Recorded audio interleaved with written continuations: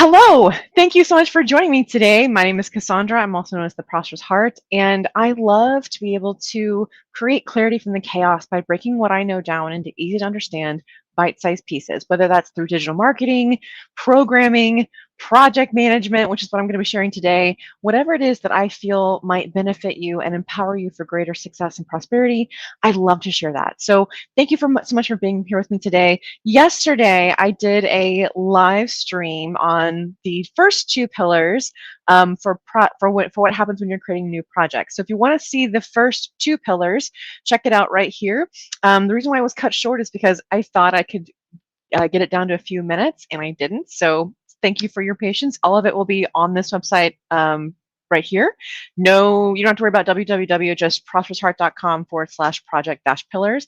And not only will it have yesterday's video and this one when it's ready, but it will have everything typed out as well in case you don't want to watch the video here.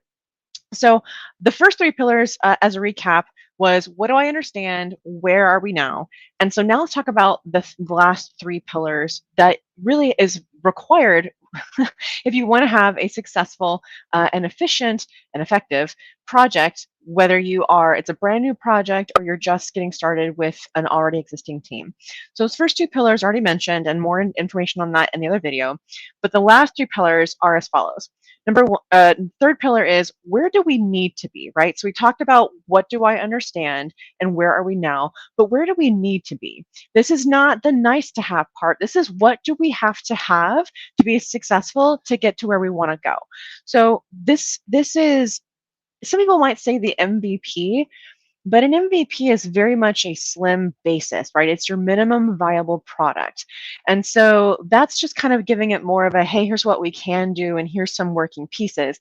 But you really need to know, where do we need to be? What are the exact things that we must have? What are the things that are nice to have, right? So what are those requirements? What's the bare minimum?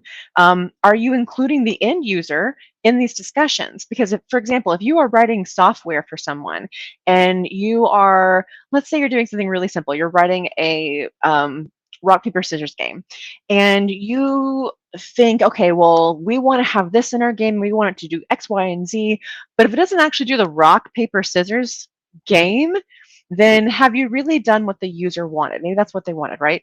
So you have to make sure that they are included not only in the discussion up front, but they are included throughout the process to make sure that you are aligned on everything, that they understand what's going on, things like that. So is the end user included? And what's your communication plan? What's your roadmap? You really need to kind of figure that out. And while it's very difficult sometimes to kind of estimate when things might be and what part of the roadmap, you can do a lot of things very quickly if you use workshop facilitation. Now, I am going to be sharing several links to help you with this over on the blog right here. But for now, just basically think of it like brainstorming sessions, and then you're sorting them out into different things, and you're doing other stuff. Like, it sounds like a lot, and until you get in the habit, it kind of is. It can feel that way. But if you have a communication plan, you know who your stakeholders are, as we talked about yesterday, you know when they need to be involved and how to communicate. You have to have that plan, so that way you are being transparent with your communication, and you also know when things are going to be happening, right? So that's what your roadmap is for. So that's the third pillar. Where do we need to be?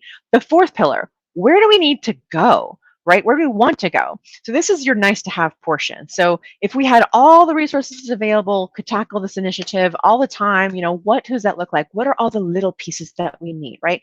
So for example, if you're writing software, you know that for sure you should be having unit tests. That should be part of your requirements. If you don't know how to do it, I highly recommend you learn at least unit testing. So you got to know those small things.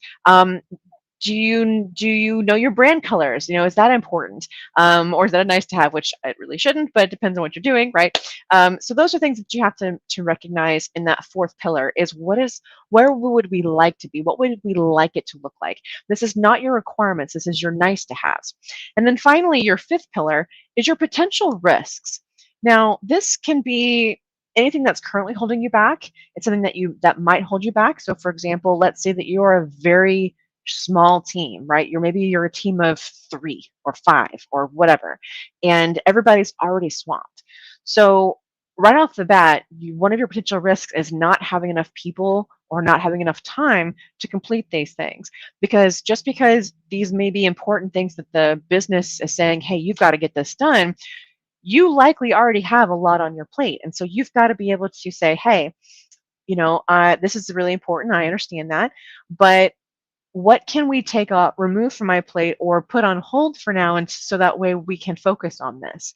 And if your boss or manager says, oh no, you just got to take it on, you might want to figure out what your next steps are, because that's not feasible. And unless you are paid by the hour, and even then, I'm hesitant to say, but unless you're paid hourly, any overtime that you work is just you being paid less, right? So you got to make sure that what might hold you back. How might you mitigate these issues, right? Whatever it is, figure out what those potential issues are, and figure out how might you resolve those things. If it's a lack of resources, can you get a stretch assignment within your role? Can you hire a new person? Can you get a temporary person, right? What are some things that you can do to mitigate those problems? Because a lot of times leaders should want to know what the issues are. They also generally would prefer that you also come with potential solutions, right? Just because it shows that you've been thinking about it, and you've been trying to figure out how do we make this work, because it's so important that we all work together when working on projects. All right, so that's it from me for now. I gave you the first two yesterday, as I thought, and that was, what do I understand? Where are we now? And then the last three were, where do we need to be? Where do we want to go? And what are our potential risks? So again, if you liked what you saw, this project.heart.com/project pillars will take you to the whole thing, as well as additional resources such as trainings on workshop facilitation and some other stuff that I'm going to be putting on there. Right now, it's a little bit bare bones, but I will be wrapping it up here once this video is available on that post as well. So thank you so much for joining me today.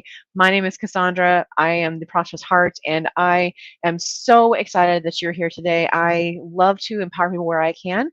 And if you liked what you heard, if you are interested in learning how you can work with me, I've got some really cool stuff coming up. And so be sure to connect with me over on, if you go to this site, resume.prosperousheart.com, there's a contact section on that page that tells you how to connect with me. So hope you have a wonderful and prosperous rest of your day. Thank you so much for your time, and I will see you on the next one. Bye.